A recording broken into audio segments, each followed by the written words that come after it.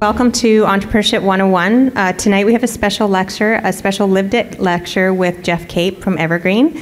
And just by way of, before we introduce, have Alison Hewitt come up to introduce the speaker, I just have one announcement to make. We have, December 2nd, Mars will be hosting the second annual Future of Medicine conference here. And as E101 students, you have the chance to win 1 in 3 tickets to attend for free, well, free tickets. And how you can do that is actually by emailing us at the Entrepreneurship101 at marsdd.com email address and tell us in 100 words why you would benefit from attending the opportunity. We're going to show a short video that sort of gives you an idea about the event. It focuses on all the advances that are happening in the research and in terms of making better drugs, sort of personalized medicine and fighting infectious diseases. And if you want more information, there's also the red cards that are out by the registration table. So we'll just play the video right now. It's about 1 minute.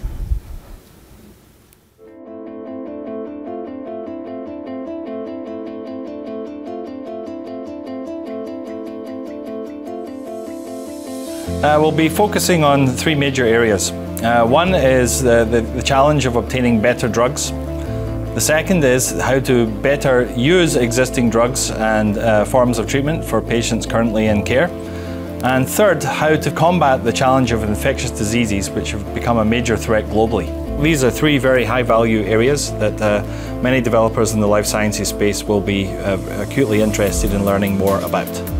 We have a top-tier panel of presenters this year who will be representing health agencies, the pharmaceutical industry, emerging biotech and healthcare IT companies, as well as leading researchers active in these fields. We have an online partnering forum which will allow all delegates to set up a profile and meet with the companies that they most wish to partner with. Last year we were able to have 80 partnering meetings in a single day, and we fully expect that this year we will exceed that number. We'll have numerous networking opportunities throughout the conference, both at the morning and afternoon breaks, our lunch and our excellent reception we'll be hosting in the evening. You too can tap into this vibrant community, meet new partners, learn about exciting medical advances, and be part of the solution. Join us in Toronto on December 2nd at the Mars Future of Medicine 2010 Annual Conference.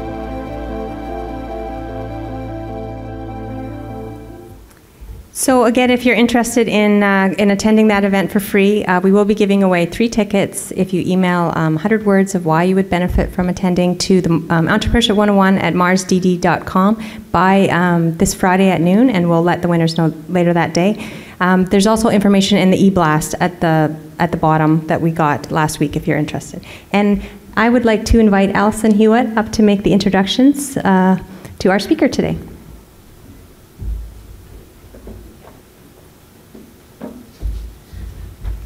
That was kind of a cool video for a conference, right? I have a conference coming up, and I'm just going to tell you about it. I don't actually have a video or anything. So 2 things coming up. One on November 30th for people who are interested in social finance. So that's how we use money to finance social purpose work differently. We have put together a social finance task force, and we're launching that report on November 30th at 5:30. It's free, but please sign up online. There's a lot of interest in that. And the second thing is on December 3rd, for those of you that are interested in working in the aging space, we're doing a series on aging, and this one is Social Innovators as Champions of Change. So again, if you just go on the Mars site and check under events, you can see that, and I hope you can join us. That's it, no video, just that. But thank you very much, thank you. You guys are like, okay, Geoff, I warmed up, they're a great audience for you. So it is my pleasure to introduce Geoff Cape. I first met Geoff when I started at Mars, which was in 2007. And Geoff had applied along with hundreds of others across the country to be Canada's first social entrepreneur of the year. It was sponsored by the Schwab Foundation. Well, needless to say, Geoff won, and we're very, very proud of that, and that he gets to represent us. He gets to go to cool places like the World Economic Forum at Davos and represent us. So that is an amazing representative that we have there. I have a question. How many people either walked, biked, or took transit to get here today? Geoff, these are your people. So Geoff bikes absolutely everywhere, and we're really, really thrilled to have you here. Now, people, have anybody been to the Brick Works, Evergreen at the Brick Works yet? Oh, great. Okay, it's an amazing resource for our city. Now, Geoff started as the founding executive director of Evergreen back in 1990, and it was small. He was Geoff, and he had this great idea about, you know, bringing trees into cities and wonderful stuff like that. But now there's over 115 staff with offices across the country. So it's, you know about the Evergreen Brick Works. It launched on September 25th of this year, 200,000 square feet on 41 acres. It's amazing, and it's a very, very busy project, and Geoff is going to be heading off there pretty soon. He also, you know, not only did he receive the Social Entrepreneur of the Year, but he's been around getting awards for a long time, Top 40 Under 40. He's an Ashoka Fellow, which is very cool, and he won the Peter F. Drucker Award and the Governor General's Golden Jubilee Medal. But my favorite thing is that he bikes absolutely everywhere. He's got 3 kids and a lovely wife, and we are thrilled to welcome him to Mars. Please join me in welcoming Geoff Cape.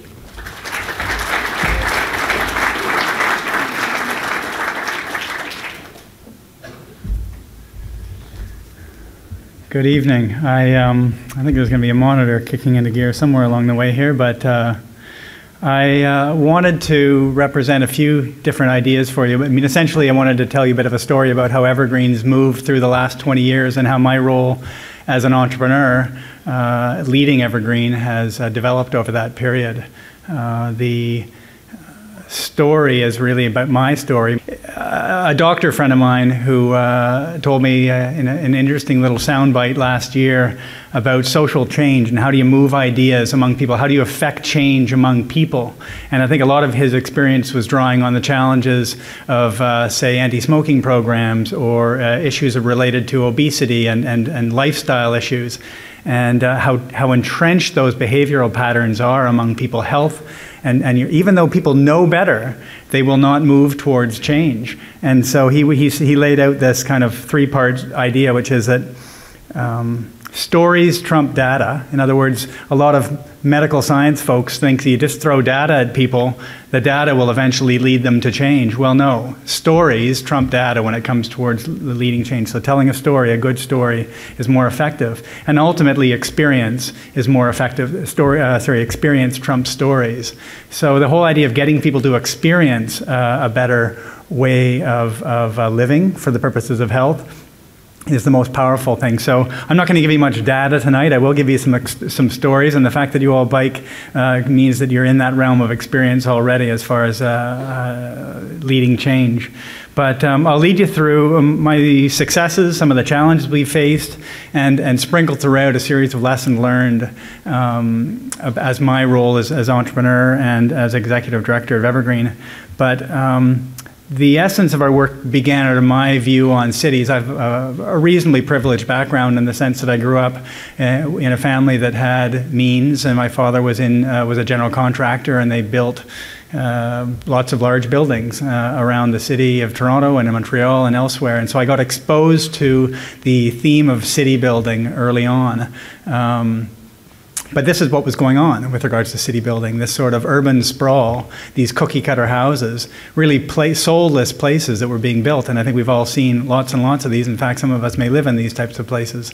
But city building has essentially cut the heart out of many people's experiences in cities.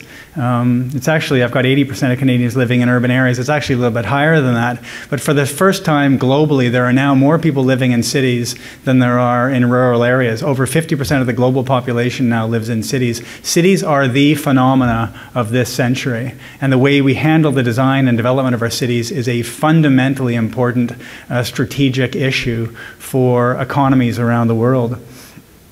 But our work really began around trying to change the urban experience. How do we bring a different type of urban experience to children? If the prevalent experience for children is that sort of concrete playground, chain link fence, prison-like environment, how do you bring a more dynamic learning space to children's outdoor school grounds? And so our work, my work as somebody just out of Queen's University, was to try to transform the urban experience, focusing on school grounds. And so starting Evergreen was really just a way to avoid the real world on some level by kind of continuing with the play of creating things. And so starting Evergreen had a simple idea. There wasn't anything particularly complex about our mandate, and quite frankly, the simplicity of it was probably its real strength. But it was the idea about bringing nature and communities together for the benefit of both. On even a more basic level, it was about engaging people in tree planting. So simple, you might even say simple-minded on some level, was just basic stuff, engaging people in different sort of urban experiences. But over that period, over the last 19 years, we've matured that concept of transforming urban design and made it much, much more elaborate. We have become the leading organization focused on cities with regards to environmental design. And we focus on school properties, communities, and residential landscapes. The development of the organization has not just simply about moving programs across the country, but it's been one of the most important challenges has been how to set up regionally. Incredibly complex process of setting up regional offices. In fact, we've failed far more than we've succeeded with regards to establishing offices in other locations. The continuing failure, quite frankly, is our office in Vancouver, even though we continue to put money into it to try to prop it up and keep it going. Mostly because it's a critical strategic asset for us to be able to represent ourselves as a national organization.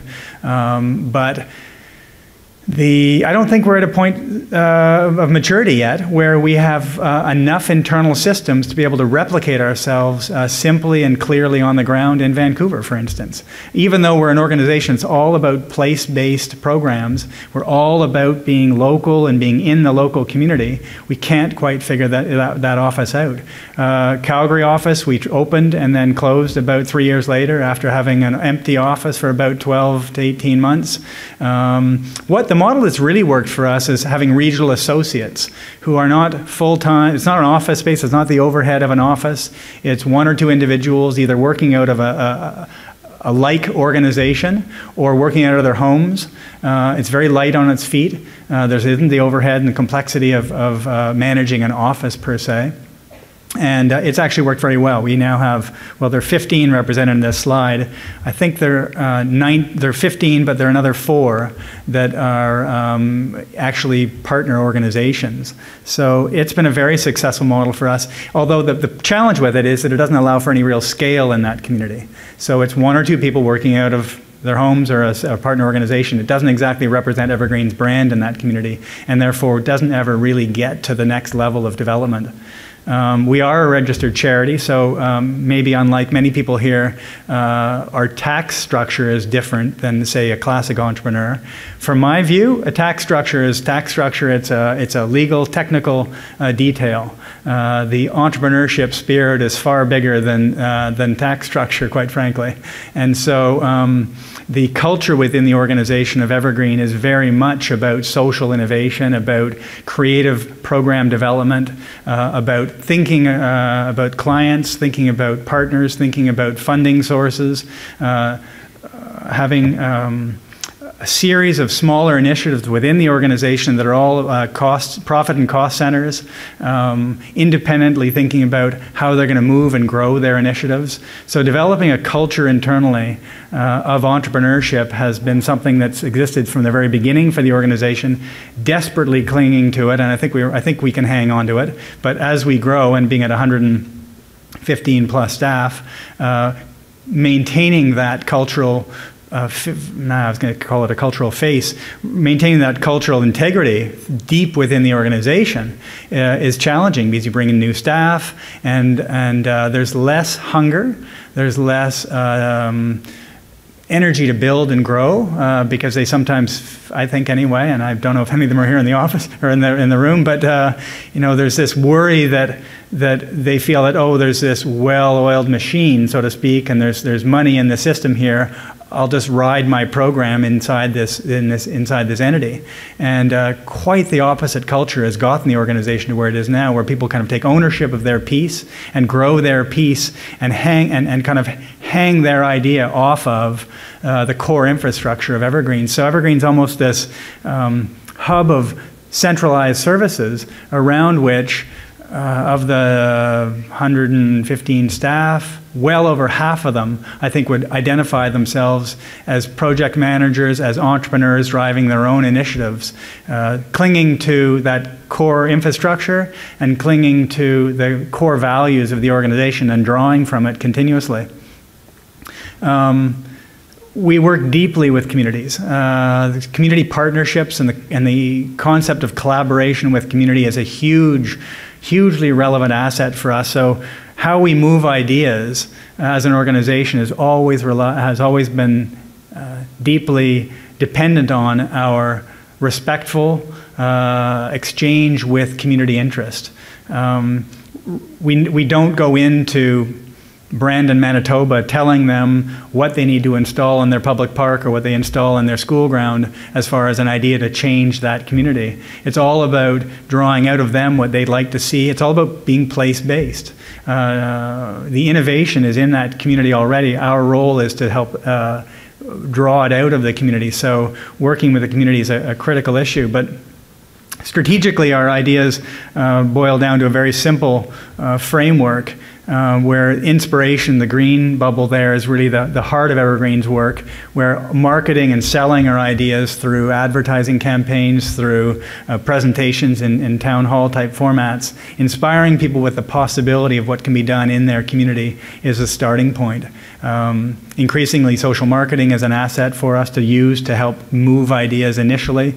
And then we move people into a more elaborate form or a more elaborate educational framework where we really feed their ideas and add depth to initial enthusiasm and then drive people as quickly as we can to action and making change. So unlike most environmental organizations, we're very much about action. We're very much about transforming and pushing ideas of change into the community. So a few examples of that, and then I'll get into probably what people expect to be the heart of my presentation, which is really about our experience at the Brickworks, which is a leap beyond compare for me anyway. So here's a project at Fort York, before and after. It's the idea of making change in the community. I'll roll through a few images here. School grounds, bringing this sort of dynamic learning space to a school property. A before of a school ground. In fact, asphalt is more likely the before. And then seeding this landscape with gardens, with food programs, much more dynamic learning spaces. Part of what our work is, not just, it's actually, you know, less than 50% of the impact of our work relates directly to environmental issues, ecology in cities. The vast majority of the impact of our work is some people think anyway, is about democracy and about community engagement and community doing things. So the democracy concept hit me probably about 2 years into Evergreen when a big funder in Montreal, the McConnell Foundation, said they really weren't all that interested in the environmental agenda of our work. They were more interested in the dimension of democracy that we expressed. I was like, where did that come from? They saw something I didn't see in our work, and we've since recognized that as one of the major dimensions of our work. And the democracy concept is simply about getting communities to express themselves in public space. Typically, public space is designed and developed by the central agency, whether it be the municipal government or the provincial government or the real estate developer who's creating the physical landscape around you. Our work is all about giving the community a place to come in and insert themselves and express their diversity and their ideas, and a very powerful opportunity for the community to be part of designing the space around them. So I'll leave you with that as a bit of a background of Evergreen. We grew between 1991 and 2000, I suppose, from, well, one person to about 34 staff, a budget of 0 to a budget of about $1.5 million.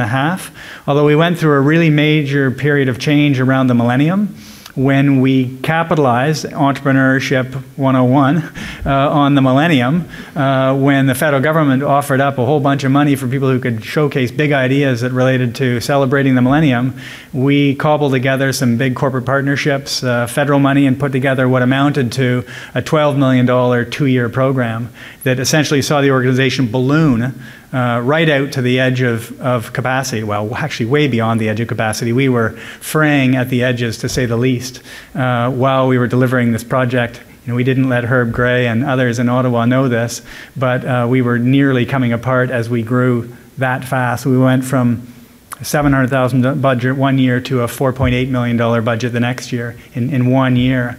And the vast majority of our budget was spent internally on building website content. And we spent it very, very frugally. It sounds like we might have wasted it, and I don't think we did. We were really careful with it, but boy, oh boy, did we ever go through some stress. But it led to this massive transformation of the organization, but it also gave us the courage to think about big ideas.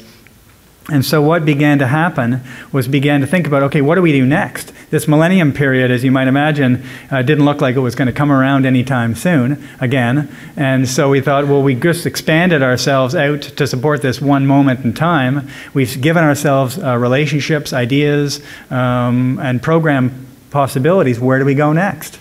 And we struggled with it. We saw our budgets collapse from $4.8 million back down to $1.2 million or so. And we were in what many people at the time, quite frankly, were experiencing as well. All the dot-commers were going through exactly the same sort of roller coaster that we were, as venture capital money was being sucked out of the industry right around that same period. So I had lots of friends of mine who commiserated, although they didn't quite get why a charity was having the same problems as a dot-com company.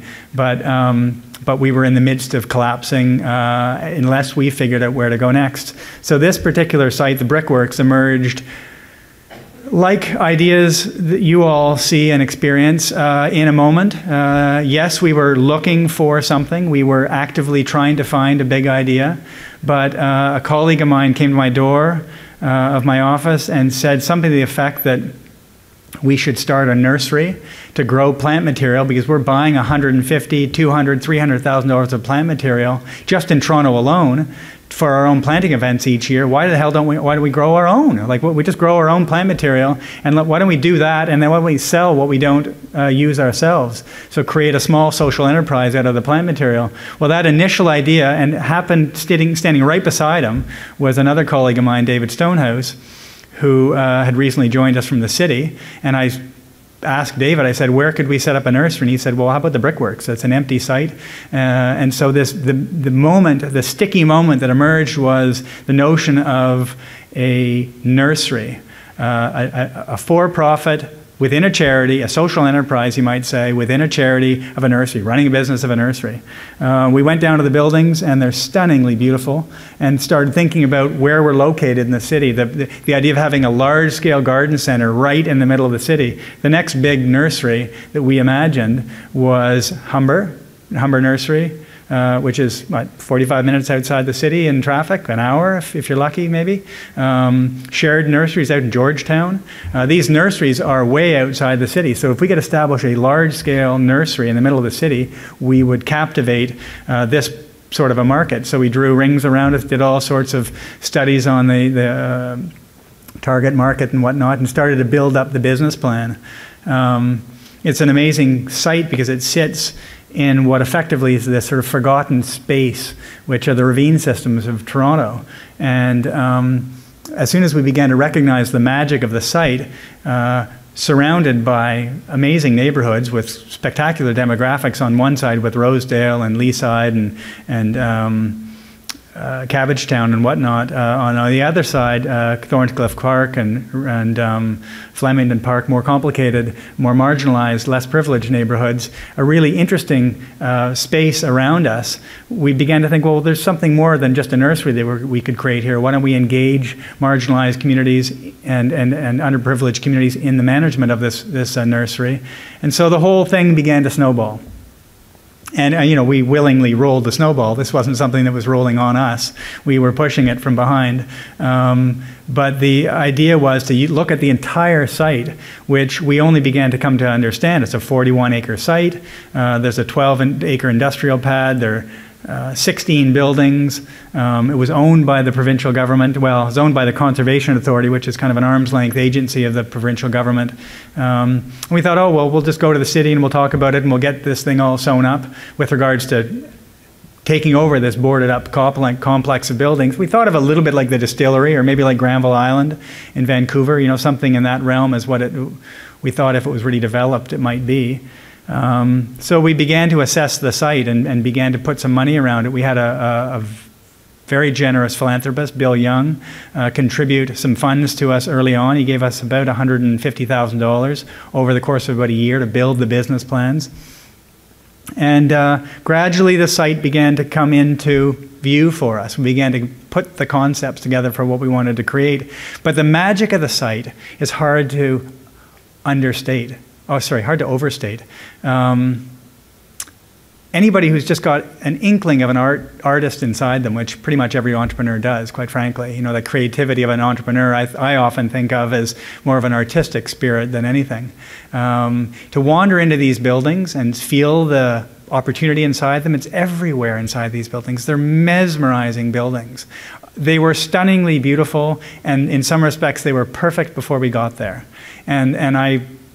And I often feel badly for what we've done to them, to be perfectly honest, because they were just magical spaces. They were almost ethereal in the way they managed light and the way they, and this image does it a bit of justice, but to wander in there in the middle of winter with all these holes in the roof. I remember going in there in January one day after a big snowstorm, bright blue sky, but the snow had fallen. There were these big piles of snow sitting underneath all the holes, right? Underneath the holes in the roof. But there was a big wind swirling around inside the building. I felt like I was inside one of those, you know, those shaking Christmas toys. I felt like I was inside one. Snow swirling around, and I just thought, what a space. And there were a lot of raves and parties in there. I never got to one of the good ones. But it was just an amazing space. So anyway, we went in and changed it. And yes, we destroyed certain aspects of the magic. But we kept a lot of the magic, and we've created new magic. But it was the essence of creativity that was everywhere inside the space that just continued to inspire all of our staff. So I think what I'm expressing there is that sometimes the magic is just evident and inherent in a concept, and you just have to tap into it, and we did that. Part of the story has to go back to its history. It was 120 years of being an asset for the city, building the city of Toronto. 43 million bricks a year came out of the site. It had this role, city building, and so we were going to transform it into a facility that would be the future of city building. Original aspirations around a nursery very quickly evolved. As I said, they snowballed. This was the watercolor we did in 2001, very earliest concept. We actually tracked against that vision shockingly well, although the layers of programming, what's happening inside the space, have matured dramatically. But it began with this idea of thinking about cities and urbanization as one big bubble, and we felt bubbles were the easiest way to characterize our lack of clarity. You know, just big rolling bubbles of idea. One around cities and urbanization and what was happening with cities on one hand, and on the other hand, this idea of what's going on with the environment and ecology, and how those two themes are bumping up against each other became critically important. All these other little bubbles kind of bumping into the side of it. Some of them were inherent in the site, like the fact that it's geologically significant, that it has this incredible industrial heritage storyline. But also we wanted to bring our ideas in there, like art, and incorporate art into the site and kids programs. And so one of the earliest moments of success for us was in just testing the concept, just getting out there with some ideas. So we piloted concepts on site in these crazy old buildings, possibly without permission, and I'm just trying to think about that, and definitely without permits. But we had sort of loose permission from the city. We just started to lead with, we learned by doing. We initiated the farmers market. We had this guy from Farmers Markets Ontario, the kind of guru of farmers markets in Ontario, fairly self-important big guy who told us there wasn't a chance in hell that farmers would work at this, a farmers market would ever work at this site, and where he really thought one should be was, you know, somewhere up near Rosedale. Anyway, we just ignored that advice. And went ahead with the idea of the farmers market. And not so much that we knew that we were right, it was more that we just had to try.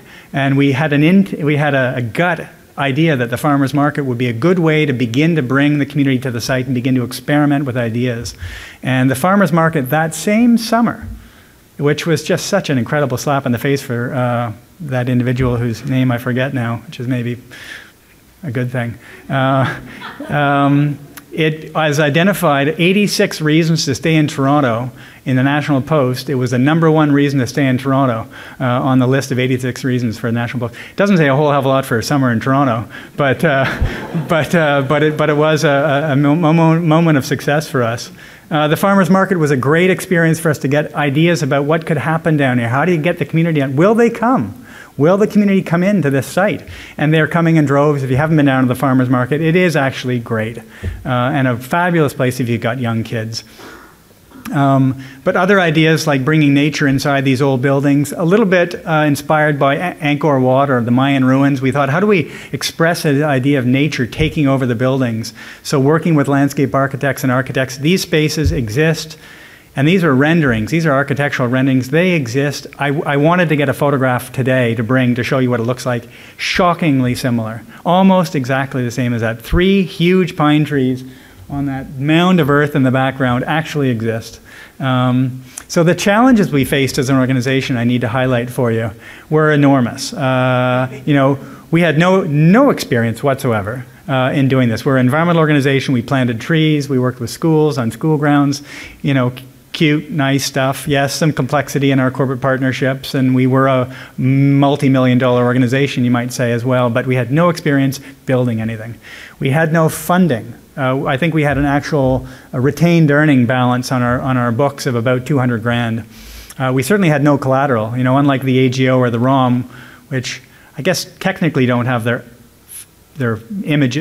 assets, their inventory on their balance as collateral for the banks, but there's a certain collateral there, especially in their relationships with government. So we had nothing. We really had nothing behind us. The city, we had a lot of passion. We had some big ideas. We began to push our ideas on inside the city. Our board got behind us. I have a phenomenal board chair, a guy named George Dark, who is the managing partner of Urban Strategies, one of the most prominent urban planning firms in North America. We had Blake's, the law firm Blake's, step up in a very, very generous way, saying, we'll help you pro bono develop your legal structures for your deals. And quite frankly, I could dump all over the city all night long, for sure, but there was one individual at the city who actually wanted, well, I think in some respects he actually wanted the liability of the site off his books. So he was motivated. I was going to give him a little bit more credit than that because he actually wanted to find solutions with us. But the city did want to help find a way for us to take over the site. And then the big sort of thing that came along for us early on, apart from Bill Young, was quite frankly his cousin David Young, and they never talked about me or us, but David Young, after 2 meetings, well, I guess 3 meetings, committed $3 million to the project on the basis of the vision for what the site could be for Toronto and redesigning or reimagining our city with this big green jewel sitting in the ravine system. But between the 2 young cousins, we got the seed capital that helped us create momentum. These things are always about momentum. The architectural team that we chose, it was an incredibly fun group. This was their pitch to us. In particular, it was a very funny process choosing our architectural team for this. They had great sense of humor. They came with a very irreverent perspective on us, and they don't take environmental issues seriously, although or at least they don't express them seriously. They may feel them deeply, but they don't express them seriously. They put together a group of 7 members of their team. We had architectural teams come in from Germany, from the United States, huge AAA list of architectural teams come and want to take on the project, and we chose the one that was the funniest and the one that seemed to have the best chemistry as a team. And in doing so, in choosing this architectural team, we actually, in some respects, one of the boldest moves we ever made was throwing out well, not throwing out because we got a lot of loss of value out. We developed a master plan with another architectural term, an urban planning firm actually here in the city, that cost us about $600,000 to develop the first master plan for the project. We effectively pushed it aside and said it doesn't work. great content, some great learnings through the experience, but we pushed it aside and we, in some respects, said goodbye to $600,000 and started again. And we started again with this team. We learned a huge amount for the first team, but we applied the bulk of it to this next team and took off with this team and hit the ground running with concepts and design ideas for how to handle the space. These images just show that we were very lost initially. We completely changed our plans. We went into construction about 2 years ago and started taking the roofs off buildings, and we're really fully into the construction process. We embedded the design team internally. We fully took responsibility for the construction management internally at the staff level. We didn't partner with a third-party real estate developer. We didn't bring in a consulting team to lead our development as we took Evergreen staff. I mentioned David Stonehouse earlier, who was a planner, a senior planner at the City of Toronto. I gave him the full responsibility to project manage a $55 million construction project. He had no experience. He understood deeply the values of the organization and what we were trying to do with the project, but he'd done nothing like this before. So the leaps we were taking were literally on every front. And I think we probably lost some money along the way. We probably, and when I say lost some money, we probably spent more on certain mistakes we made at the beginning by having such a novice group on the ground. In the end, I guarantee we made money back in spades, because the decisions, once David got his legs, once he got into the mode, he had all the values of the organization in his blood. And so he was able to make decisions much, much, much faster as he hit the ground and really started moving with the project. And so he didn't need to check with us, and he wasn't making stupid mistakes that would have been contrary to the values and culture of the organization as we got going. He was able to keep everything in sync with the organization's interest. A couple of images here towards the tail end of some of my material here. An artist rendering of an early concept, the actual end product. We have been, and this is what I was trying to get at with David, to be able to go, and this is obviously a small example of the sort of alignment that we had, but David was able to, among others, I use him as a bit of an expression of a broader team agenda, which was to invest in internal staff and put them in leadership roles, even if they didn't have the experience. The alignment with the vision and values played out spectacularly well, almost to a T. The $55 million budget was set before we began with our architects, so 4 years ago. We are in substantial completion. We're heading to substantial completion for December 3rd, about 6 months late. We're going to hit our budget. We will bring this project in on $55 million. I've got board members who say we have blown away pretty much everybody they know of in the development industry for handling a complex project like this, which is a heritage building. If anybody, I'm sure some of you have done renos on your home. You know, when you peel off the drywall and you find out that the wall behind it, well, there isn't a wall there, it was being held up by the drywall. We hit that sort of a situation routinely with this project, 121-year-old industrial building where they just kind of built it haphazardly over that period of time. The surprises were constant, and we had to continuously reposition our direction. The idea of being responsive, being creative, being in the moment, and being quick on your feet, and to trust internally among staff members was the only thing that kept us together. And so in the end, we've been able to bring the project in on budget. And that sounds like a load, and I'm not sure I would believe it if I was sitting in your seats.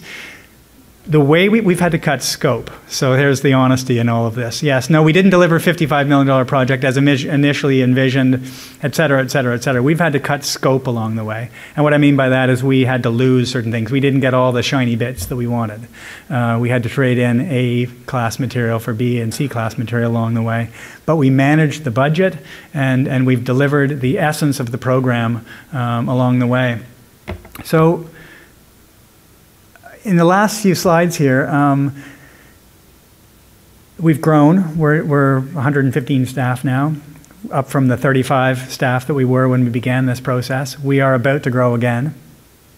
I'm not sure I want the next phase of growth myself, quite frankly, because my real interest is very, very much in the realm of entrepreneurship. I like being on the ground and building ideas. So I've had to engage one of my colleagues who I've worked with for 8 years, and she was an English major. She's smarter than I am, and she is now my COO. And she runs the organization, and she manages the internal dynamics of team and planning processes. A hugely valuable move, but growing substantially more is a big question mark for me. I'm not sure how we do it and if I'm comfortable with the idea of it. But the thing is, it's coming to us one way or another. We now have all these national programs across the country, which, 80% of them are in great shape. There's some, as I mentioned earlier, offices that are struggling and some issues all over the place. We now have this building that's open and is, quite frankly, a series of empty buildings. And we now have to fill them with really exciting, relevant programming that speaks to the vision, which kind of delivers on the promise that we laid out for everybody along the way, which was to be, and I haven't even really explained this to you, but to be a beacon for or a national center for sustainable cities. Well, what's emerging now, and you've seen the word an international, which is rarely in Canadians' vernacular, to kind of be global in our view of things, but we're about to push that language out, and we really now realize that we have the opportunity to be an international center for green cities. We are getting that attention. My opportunities in participating in the World Economic Forum twice, and now again this coming January I've been invited back to speak again, but is to begin to vault ourselves into that space and push Canada into that space. This coming Friday, 1 year after last year's event, where we hosted the federal finance minister and Prince Charles and 100 senior CEOs from across Canada, and actually several Europeans and about 8 Americans, came together, 100 of us in a tent, because we didn't have buildings then, so we literally had 115 people in a tent on site last year with Prince Charles. I think people were expecting something a little fancier. We had what amounted to an internationally relevant gathering of thought leaders around sustainable cities and green cities. And I've got about 9 more minutes I can count here. So I'll give you a tiny bit of a detail on how that one emerged, because it's another great story about entrepreneurship. We got a call from the federal finance minister saying that, I guess this is all being taped, isn't it?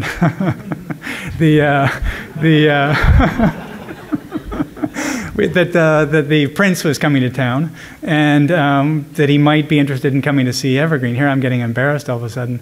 But we leapt on that opportunity and said, okay, so if the prince wants to come and see our site of the brickworks, fabulous, but we can't just let it be that. It needs to be so much more than that. If you get the prince coming, what do you do with that idea? How do you leverage that moment and turn it into 10 times more than just that? Well, we put together this forum, this leadership forum. We said, we've got the prince coming, we've got the finance minister coming, they're coming for a tour. We began to talk up the idea of creating a forum, a one-day session or a half-day session, quite frankly, a leadership session on innovation, leadership, innovation, and sustainability. And we got people like Jimmy Pattison flying in for the day from Vancouver, and Galen Weston Sr. bringing senior executives from the United States and across Canada together, and this fabulous leadership moment.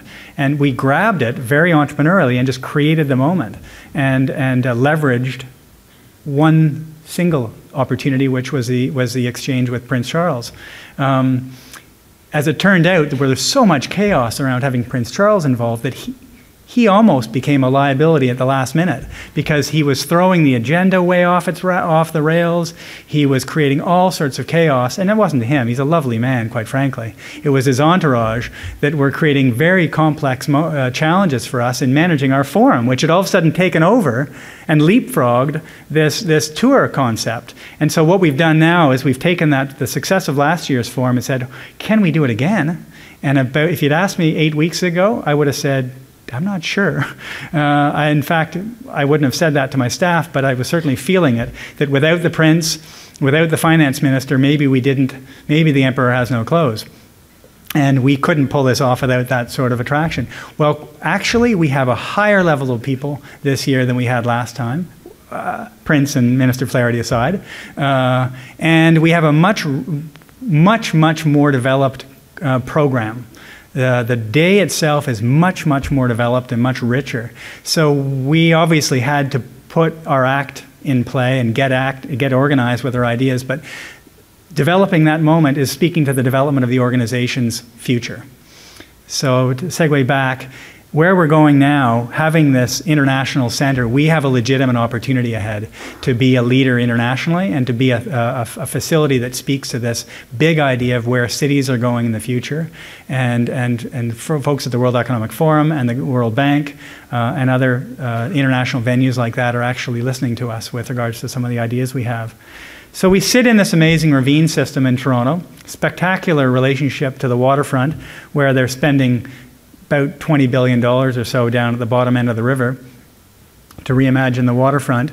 Obviously, how the core of the city is reimagined, and it has to be reimagined. This sustainability agenda that's coming is huge, and anybody who ignores sustainability as a theme for the next decade or two will be left behind, I promise. This is a mega trend. It's not a fad. This isn't something that's going to come and go. This isn't a pet rock. You know, the environmental issues are deeply embedded in a number of people's strategic plans.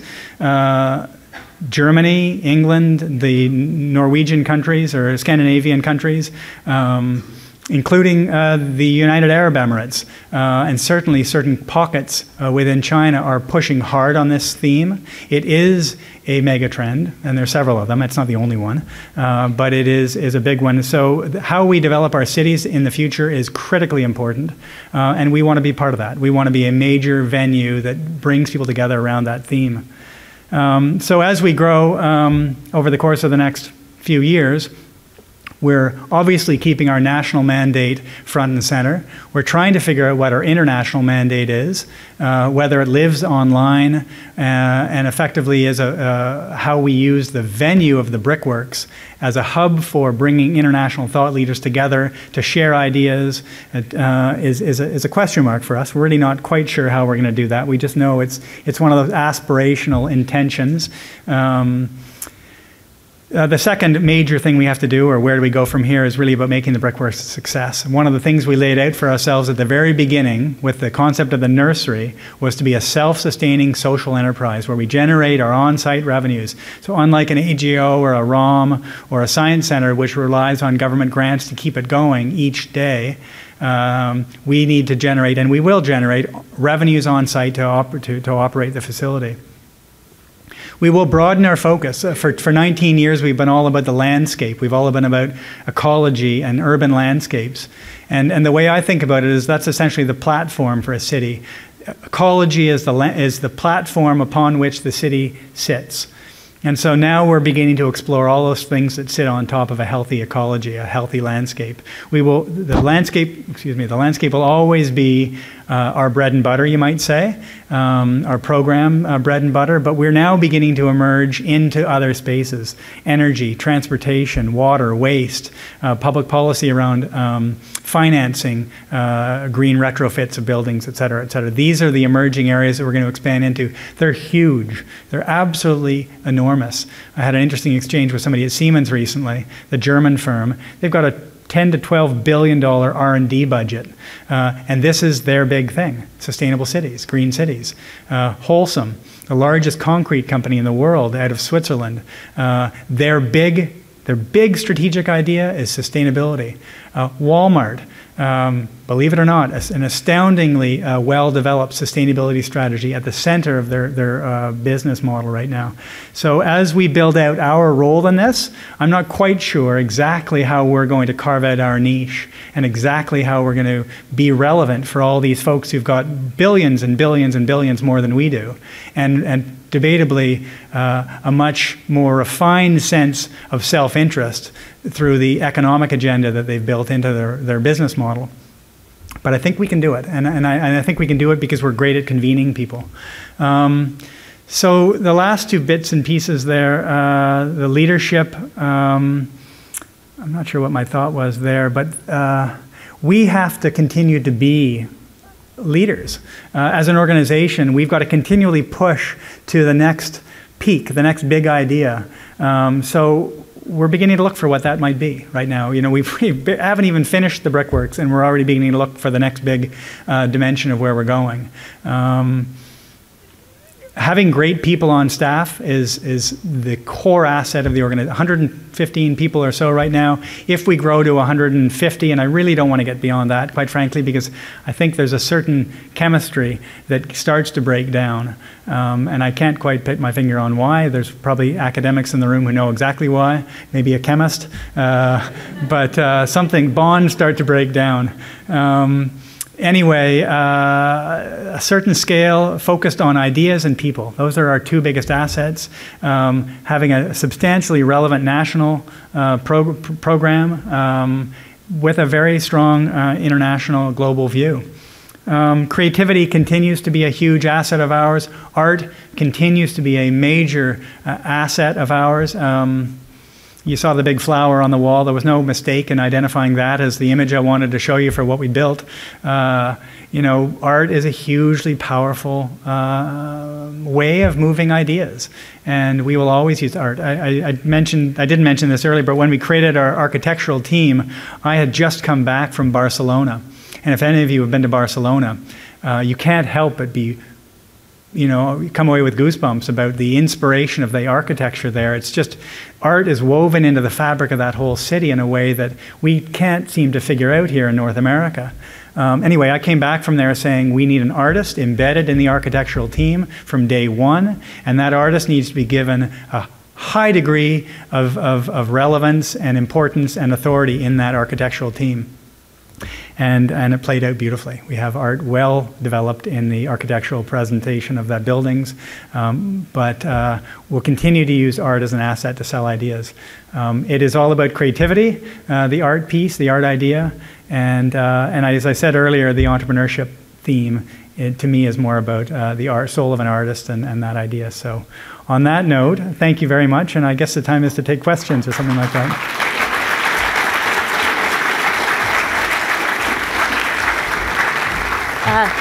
Thank you, Geoff. That was terrific. Geoff has an event that he has to go to, so we'll take just a couple of questions if anybody has anything they'd like to ask him. Yes, please go to the mic. And okay, Geoff. I want to hear about the nurseries. Do you guys have a greenhouse? Are we going to be able to get food, local, sustainable greens grown year-round in cities?